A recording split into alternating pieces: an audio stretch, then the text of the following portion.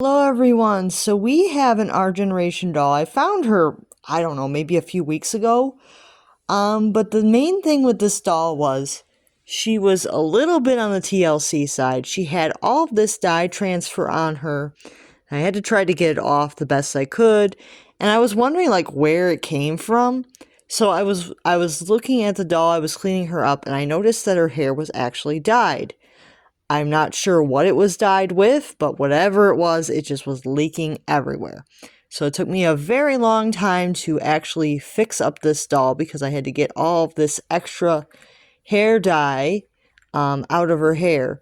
And as you can see, it didn't come out completely. There's still a lot of brown. You know, there's still a lot of brown. It's like a light caramel color. Because once I was able to wash out the extra dye, her hair still has like a caramel tint or like a lighter brown tint to it in some places. And that's not how the doll originally was. She was originally just regular blonde hair. So this is very interesting. But once the dye job was actually like fixed where it's not like leaking, it actually doesn't look that bad. So I'm thinking like the original owner had like a specific plan for the doll. I could be wrong about what that plan was. Like her hair's not too bad. I don't know if it's as thick as I would like it to be, but it's not too bad. I probably will need to like try to comb it out where it covers better. You can see some of the hair at the root. I'm not sure if I accidentally pulled out too much or what happened there, but overall, her hair isn't like super thick, but I can probably still work with that for what I'm going to do with her. So, yeah, she does have blue eyes. They're very bright blue. And this doll's name was m3gan. And I think that they wanted to make her look more like the horror doll m3gan. And that's what the original owner wanted to do with her. Because it looks like they sealed her face paint and stuff so that it wouldn't like get damaged, which is interesting.